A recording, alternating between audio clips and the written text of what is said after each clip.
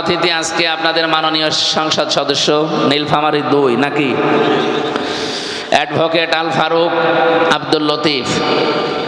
ওনার আমার 2 সিট পরে ওনার স্থান সংসদে। ভাইয়ের সাথে দেখা হয়েছিল মনে হয় বৃহস্পতিবারে। বলছিলাম আপনি যাবেন না? বলছিল হ্যাঁ যাবো। এখনো হয়তো কোনো অনুষ্ঠানে আসবে ইনশাল্লাহ।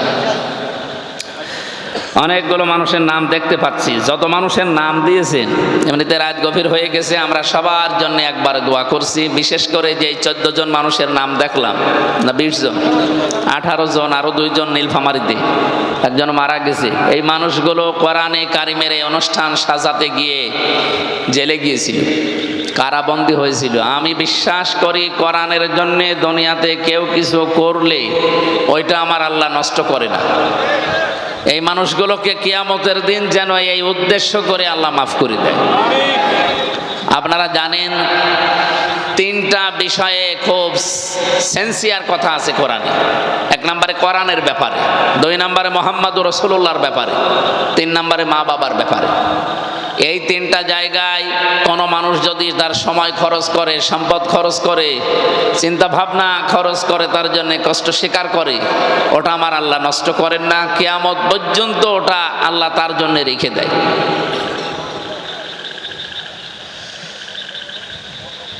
কোরআনের জন্য এই পৃথিবীতে কেউ কিছু করেছে আর আল্লাহ ওইটার প্রতিদান দেয়নি, এমন ঘটনা আমি পাইনি। অবশ্যই দুনিয়া আখেরাতে আল্লাহ তাকে দেবেন বলেই ঘোষণা দিয়েছেন। নবীজি জানিয়েছেন ইন্নাল্লাযী লাইসা ফি জাওফিহি শাইউম মিনাল কুরআনি কাল বাইতিল খরিব। ওটা মানুষের অন্তরই বলা যায় না যে মানুষের অন্তরে কোরআন নেই। সুতরাং বুশ, বেলাওয়ার, ডোনাল্ড ট্রাম্প, মোদি সহ বাকিগুলোর নাম নিলাম না। এরা পৃথিবী আজ যদিও তামাম পৃথিবীর মোড়ল, আল্লাহর দৃষ্টিতে এগুলো মানুষই না। কারণ এদের ভেতরে কোরআনের আলো আছে। যে 4 জনের নাম বললাম, একটার ভেতরেও কোরআনের আলো ছিল।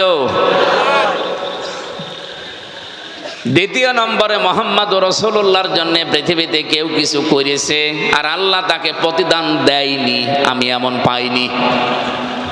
আপনি দেখবেন একজন কাফের, আবু লাহাব যার নাম, একটা মানুষের নামে আল্লাহ কোরআনে কারিমে একটা সূরা নাজিল করেছে, যদিও লোকটা কাফের। তো নবী মুহাম্মদুর রাসূলুল্লাহর জন্মের কথা শোনার পরে এত বেশি খুশি হয়েছিল লোকটা, নিজের বাড়ির কাজের মেয়ে লোক পর্যন্ত আজাদ করে দিয়েছে। তার জীবনী পড়তে গিয়ে বেশি যে 2টা আঙ্গুল দিয়ে মেয়েটাকে এভাবে আজাদ করে দিয়েছিল ইশারা দিয়ে, এই 2টা আঙ্গুলের ইশারা পর্যন্ত আল্লাহ নষ্ট করেনি। ও লোককে আল্লাহ শাস্তি দিচ্ছে এবং কিয়ামত পর্যন্ত দেবে। সায়াসলা নারং যাতা লাহাব, শুধু লাহাব পর্যন্ত আল্লাহ শেষ করে দেয়নি, এরপরে দিয়েছেন তার স্ত্রীর নাম অমরাতুহু। অতি শীঘ্রই আমি আবু লাহাব নামে এই লোকটাকে জ্বলন্ত অঙ্গারে নিক্ষেপ করব। এই আগুনের ভেতরে পড়ে আছে, কিয়ামত পর্যন্ত আগুনের শাস্তি পাবে। কিন্তু যেদিন নবীজি এই পৃথিবীতে এসেছিলেন সোমবারে, ওই দিন যেহেতু এই 2টা আঙ্গুল দিয়ে আল্লাহর নবীর জন্মের কথা শুনি, নিজের কাজের বাড়ির কাজের মেয়ে লোক, যেটা এটা ওই জামানায় বেচা কিনা হতো, মানুষ এই গরু ছাগলের মতো কিনে এনেছিল বাড়িতে কাজ করার জন্য, ওইটা এই সংবাদটা দেওয়ার কারণে তাকে এই 2 আঙ্গুল দিয়ে মুক্ত করে দেয়। এই জন্য এই 2টা আঙ্গুল সোমবারে মুখের ভেতরে দিয়ে যদি একটু এই যে চোষা বলে, একটু চাটাচাটি করে, আল্লাহ রাব্বুল আলামিন এই 2টা আঙ্গুলের ভেতর দিয়ে কুদরতি ভাবে জান্নাতের কুদরতি ভাবে এমন একটা বিষয় তার শরীরের ভেতরে প্রবেশ করান, তার আযাব পর্যন্ত ওই সময় কম হয়ে যায়। আমি শুধু শুনি সুবহানাল্লাহ আলহামদুলিল্লাহ পড়ার জন্য বলছি না, এখান থেকে একটা শিক্ষা আছে। বলেন তো, একজন কাফের,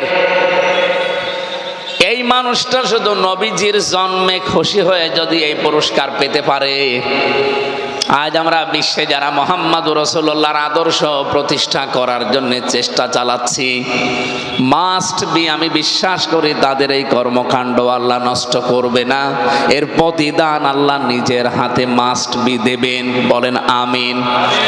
3 নম্বরে, দুনিয়াতে কোনো মানুষ যদি তার মা বাবার জন্য খরচ করে, কিয়ামতের ময়দানে এই টাকা পয়সার হিসাব আল্লাহর দরবারে দেওয়া লাগবে না। মানুষ খরচ করবে কোথায়, এই তালিকা আল্লাহ কোরআনে দিয়েছেন। গ্রাম সহ বিভিন্ন শিক্ষিত মানুষেরাও ভুল করে। এরা মনে করে আমার সম্পদের প্রথম বিষয়, মনে করেন একটা গাছে কোনো ফল ধরেছে, এর প্রথম ফল দিয়ে আসা লাগবে মসজিদে, এতিমখানায় না, কোন মাজারে, কোন বাবার খেদমতে। কোরআনে কারীম জানিয়েছে, ইয়াসআলুনাকা মাযা ইউনফিকুন কুল মা আনফাকতুম মিন খায়রিন ফালিল ওয়ালিদাইনি ওয়াল আকরাবিন ইলা আখিরি আয়াত। সূরা বাকারার 115 নম্বর আয়াতের শেষে প্রথম দিকে আছে, আল্লাহ পাক বলেন, হে পৃথিবীর মানুষেরা, নবী আপনাকে যদি ওরা জিজ্ঞাসা করে এতদিন আমি টাকা পয়সা ইনকাম করতাম না, উপায় করি নাই, এখন করা শিখেছি, জীবনের প্রথম ইনকামের এই টাকা আমি খরচ করব কোথায়? আমার মনে হয় এই দায়িত্বটা যদি পৃথিবীর কোনো মানুষের হাতে আল্লাহ বলতো যে যা তোরে বলে দিলাম তুই মন মত ব্যাখ্যা কর, আমার হাতে দিলে আমি বলতাম আপনি আর লোক পান না, আমার দলের লোক দেখেন না, এখানে দেবেন। এদেশে যারা পীর সাহেব আছে তাদের কাছে যদি আপনি জিজ্ঞাসা করতেন, ওরা বলতো টাকা পয়সা খরচ করার জায়গা পাও না, দরবার দেখো না। যে যেই দলে আছে, মিনাল্লাযীনা ফাররাকু দীনাহুম ওয়া কানু শিয়া কুল্লু হিজবিম বিমা লাদাইহিম ফারিহুন। পৃথিবীতে যে যেই দলে আছে সেই দলের কর্মসূচি নিয়ে আনন্দে আছে। তাহলে আমাদের হাতে আল্লাহ ব্যাখ্যাটা দেয়নি এই কারণে, কারণ জানে যে দিলেই ও নিজের দিকে টেনে বলবে। আল্লাহ পাক যে ব্যাখ্যা করছেন ওইটাও আল্লাহ তার নিজের দিকে টেনে বলেছেন। এই আপনারা ঘুমাচ্ছেন? আল্লাহকে ব্যাখ্যা করেছে নিজের দিকে টেনে টেনে। আল্লাহর ব্যাখ্যাটা দেখেন তো, আমি বানিয়ে বলছি না। কুল মা আনফাকতুম মিন খায়রিন ফালিল ওয়ালিদাইন। আল্লাহ পাক বলেন, নবী শুধু আপনার মাধ্যমে তামাম পৃথিবীর মানুষকে এটা আমি জানিয়ে দিলাম, আপনারা খরচ করুন বা খরচ করবেন ভালো ভালো কাজে। এই ভালো কাজ কোনটা? আমি বললাম আমাদের হাতে ব্যাখ্যা দিলে আমরা ভালো কাজের সিস্টেম বের করে ফেলতাম, কিন্তু আল্লাহ পাক ভালো কাজের ব্যাখ্যায় প্রথম নাম্বারে যাদের নাম দিয়েছেন তারা আপনার মা আর বাবা। এর ব্যাখ্যা করতে গিয়ে ইমাম আলুসি রহমতুল্লাহ আলাইহি উনি লিখেছেন, কোন মানুষ যদি তার মা বাবার প্রয়োজন পূরণের জন্যও খরচ করে, কিয়ামতের দিন ওই টাকাটার হিসাব আল্লাহ কিয়ামতে নেবেন না।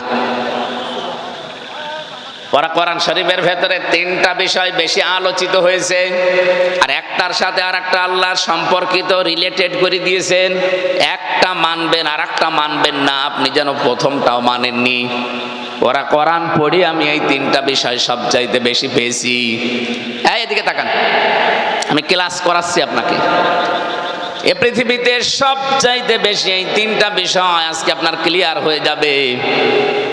যেখানে আপনি দেখবেন ইতাআত শব্দটা আছে আল্লাহর জন্য, সঙ্গে সঙ্গে আল্লাহ তার নবীজির নামটা ওখানে জুড়ে দিয়েছেন, আতিউল্লাহ ওয়া আতিউর রাসূল ইলা আখিরি আয়াত। কোরআন যেখানে দেখবেন ইতাআত শব্দটা যেখানে আল্লাহ তার নিজের নামে দিয়েছেন, সঙ্গে সঙ্গে রাসূলুল্লাহর নাম যোগ করে দিয়েছেন। এখান থেকে মুফাসসিরিন ইকরাম শিক্ষা বের করেছেন, এটা আপনি আল্লাহর ইতাআত করেন, সঙ্গে সঙ্গে নির্দেশ রাসূলুল্লাহর ইতাআত করা লাগবে।